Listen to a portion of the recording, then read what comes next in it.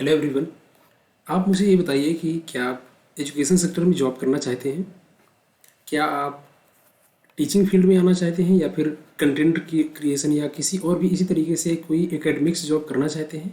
अगर हाँ तो ये वीडियो आपके लिए बनी है। इस वीडियो में हम बात करने वाले हैं बायजूस के अंदर एकेडमिक स्पेशलिस्ट की जॉब जो है कैसी है, कितनी बेहतर है, उसके अंदर इंटरव्यू होता है, वो हम स्पेशली बात करने वाले हैं।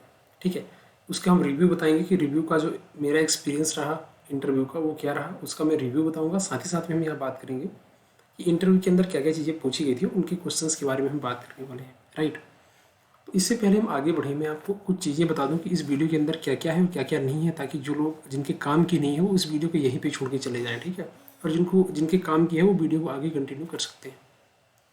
तो देखिए, एकेडमिक स्पेशलिस्ट जो जॉब है वो एक proper full time teaching job है। इसके ऊपर बहुत सारी ऑलरेडी वीडियोज़ बनाई जा चुकी है।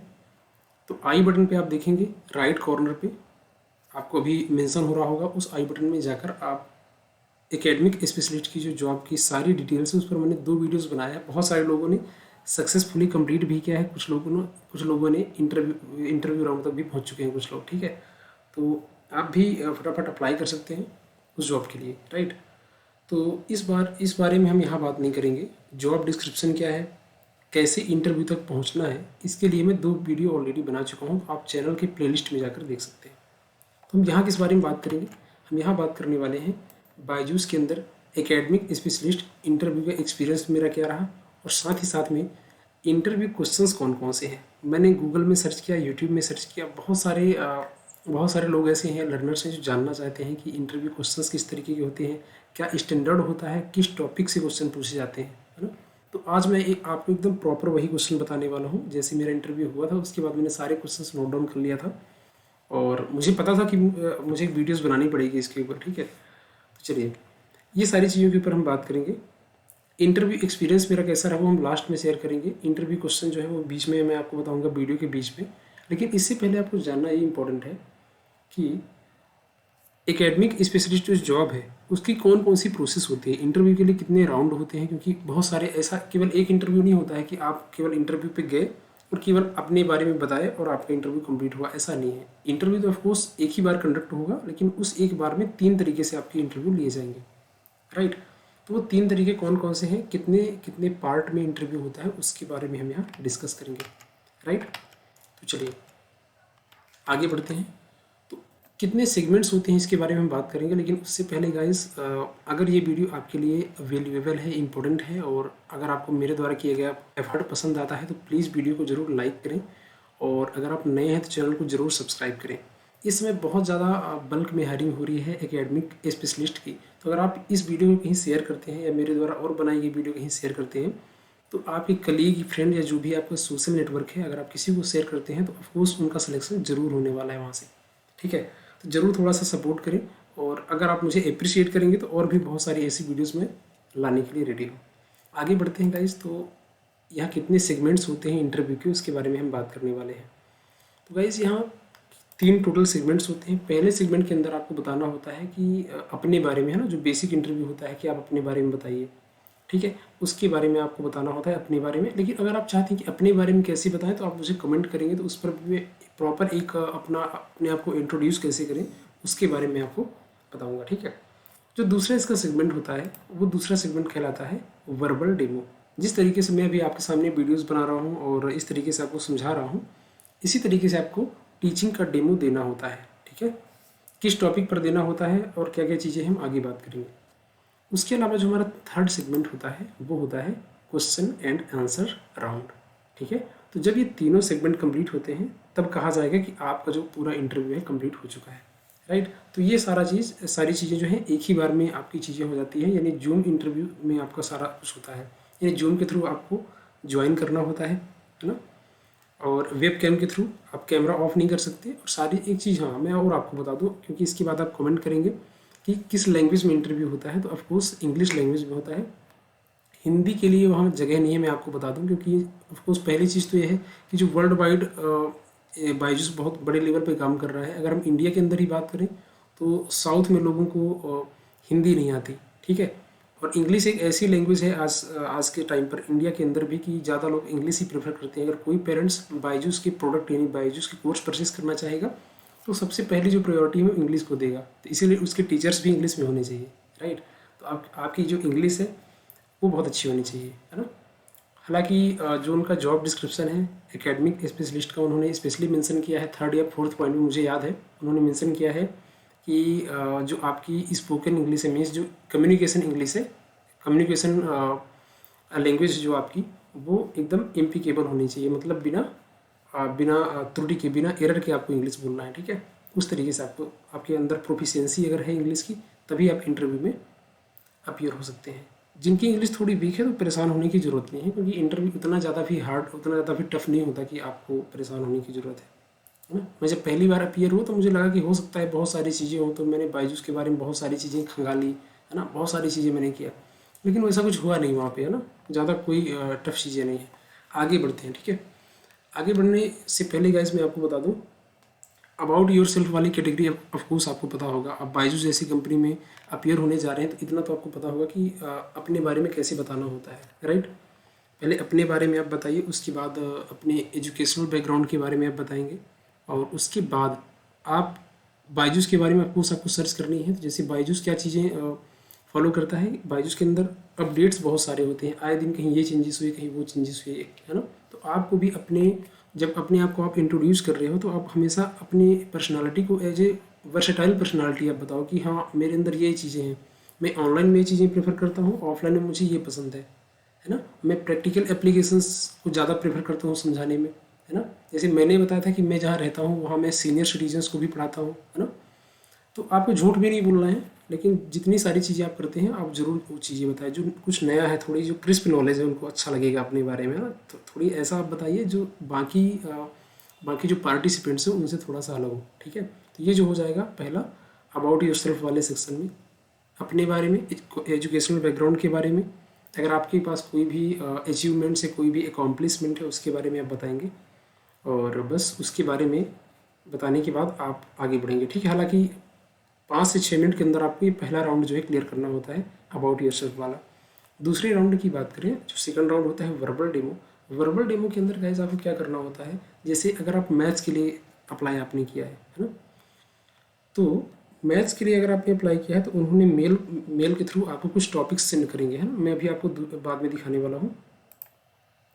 जैसे देखिए इंटरव्यू क्वेश्चंस के अंदर क्या क्या चीज़ें होती है मैं अभी आपको बता देता हूँ। देखिए ये वही मैथ्स के टॉपिक है ना, number system, algebra, geometry, trigonometry, coordinate geometry, mensuration, probability, ठीक है। बस लास्ट वाला option, wish you all the very best, right.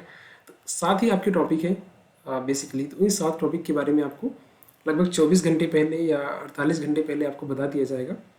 तो बस आप देख सकते हैं मैथमेटिक्स के जो टॉपिक होते हैं 7th से 8th के बीच में ये बेसिकली रहते हैं, है ना। बेसिक क्वेश्चंस इन सभी टॉपिक से आते हैं। तो जो सेकंड आपका होने वाला था, यानी सेकंड आपका जो वर्बल डेमो होता है उसमें आपको क्या परफॉर्म करना होता है। देखिए 7 टॉपिक हमारे हो गए मैथ्स के, है ना। मैंने मैथ एग्जाम्पल लिया है, मैं साइंस के थ्रू भी आपको बता सकता हूँ। तो अगर आपने मैथ्स के लिए अप्लाई किया है तो इन 7 टॉपिक को आप 24 घंटे पहले जैसे आपको मेल आ जाएगा, तो इन 7 टॉपिक में से आप किसी एक टॉपिक के बारे में बहुत अच्छे से, है ना, डीप नॉलेज लेकर, बेसिक से लेकर डीप के बारे में सारा कुछ आप पढ़कर जाएंगे किसी एक टॉपिक के बारे में, ठीक है। और उसके बाद क्या करना होगा, जब भी आपके सेकंड राउंड आएगा तो खुद ही कहेंगे कि आप अपना जो है आपने जो भी डेमो प्रिपेयर किया हो तो आपको बिना लिखे, बिना पीपीटी के थ्रू, है ना, आपको ऐसे ही समझाना है। क्योंकि बायजूस की वीडियोस आपने देखी होगी, जो उनके फाउंडर हैं ऐसे ही समझाते हैं कैमरे के सामने बैठकर, ठीक है, वीएफएक्स की मदद से और वर्चुअल जो एआई होता है उसके थ्रू वहाँ बहुत सारी चीज़ें टेक्नोलॉजी यूज़ करके अपने जो कोर्सेस है, अपने जो प्रोडक्ट है वो बनाते हैं, ठीक है। तो वहाँ ऐसी कोई चीज़ें नहीं कि आप बोर्ड में ऐसे खड़े होकर पढ़ा रहे हैं या पीपीटी के थ्रू। तो आपका ये वाला जो है ना, दूसरा जो सेगमेंट है वर्बल डेमो वाला, इसके अंदर आपको कुछ भी लिख कर नहीं समझाना है ना, आपको सामने जिस तरीके से मैं अभी वीडियो बना रहा हूँ इसके थ्रू आपको समझाना है। इसी तरीके से आपको कोई भी मैथ्स के टॉपिक के बारे में समझा सकते हैं, जैसे मैंने ट्रिग्नोमेट्री के बारे में समझाना है ना। तो अगर आपकी किसी भी टॉपिक का आपका बेसिक्स स्ट्रॉन्ग है तो उस बारे में आप बिना लिखे समझा सकते हैं, है ना, ये आपको भी पता है। तो बस इन 7 टॉपिक के बारे में आपको एक टॉपिक चूज़ करना है और इसके बारे में सेकंड राउंड जैसे ही होगा आपको इसके बारे में परफॉर्म करना है विदिन 10 मिनट के अंदर। 10 मिनट वो टाइम देते हैं एक टॉपिक के बारे में समझाने का। थर्ड जब हमारा सेगमेंट आएगा question and answer round. Question answer round जो होगा वो पहला क्वेश्चन उसी से पूछेंगे या एक दो क्वेश्चन पूछ सकते हैं वो जो आपने चूज किया है, ठीक है। उनके पास सारा डेटाबेस होता है सारे टॉपिक वाइज। तो जैसे जैसे मैंने ट्रिग्नोमेट्री चूज़ किया तो उन्होंने सबसे पहला क्वेश्चन जो है मेरे से ट्रिग्नोमेट्री का पूछा था, ठीक है। उसके बाद वो आगे बढ़ते गए और ये जितने 7 मुझे उन्होंने मेल के थ्रू टॉपिक सेंड किए थे, इन्हीं 7 टॉपिक से एक एक क्वेश्चन जरूर पूछेंगे, है ना। दो दो ही पूछ सकते हैं।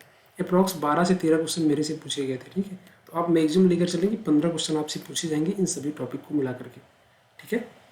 और हाँ, मुझे और पता है कि आप इस वीडियो के बाद मुझे कमेंट करोगे कि क्या सारे क्वेश्चंस का आंसर देना ज़रूरी है। तो ऐसा बिल्कुल भी सही नहीं है ना। कई लोग कहेंगे कि नहीं, अगर एक भी गलत हो गया, दो भी गलत हो गए तो आपको परेशान होने वाली बात है। ऐसा बिल्कुल भी नहीं है।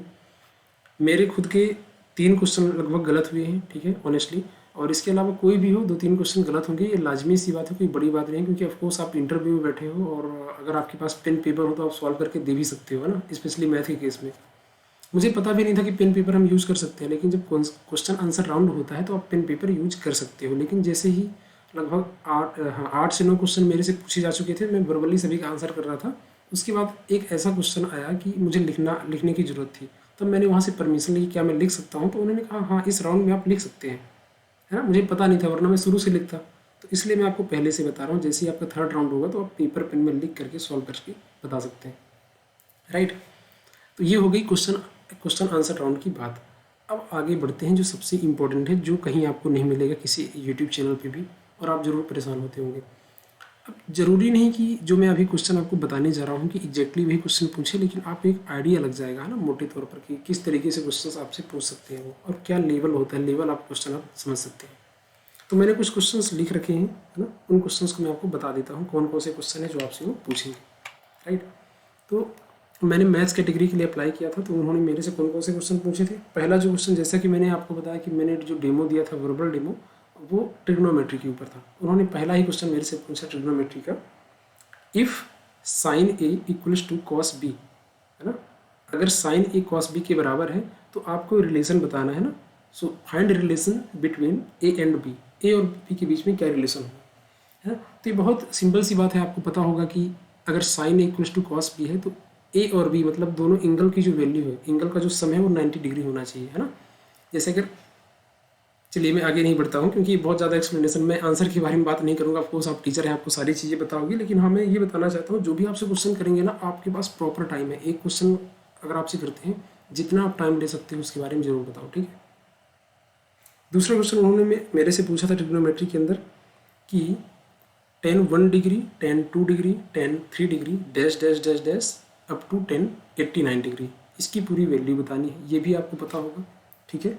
इसके बाद गाइज मेरे से पूछा गया था नंबर सिस्टम के ऊपर हमसे पूछा गया था, क्योंकि आप देख सकते हैं मेल में जो है नंबर सिस्टम का भी टॉपिक है। उन्होंने पूछा था कि if 97 upon A square, so what may be the value of A की वैल्यू क्या हो सकती है ना, ये पूछा गया था। इसके बाद पूछा गया था अगर एक क्यूब है, cube with edge 20 centimetre and another cube is edge with 3 metre 60 centimetre, तो आपको बताना है so how many cube can be cut from larger one, ठीक है। यानी बड़े वाले क्यूब से कितने क्यूब जो है काटे जा सकते हैं, ये पूछा गया था। नेक्स्ट था what can not be a probability outcome of probability, यानी ऐसा कौन सा पेयर है, 4 ऑप्शन देंगे, ऐसे कौन से ऑप्शंस हैं जो कि प्रोबेबिलिटी नहीं हो सकते, यानी प्रोबेबिलिटी जो कि नहीं हो सकती, है ना।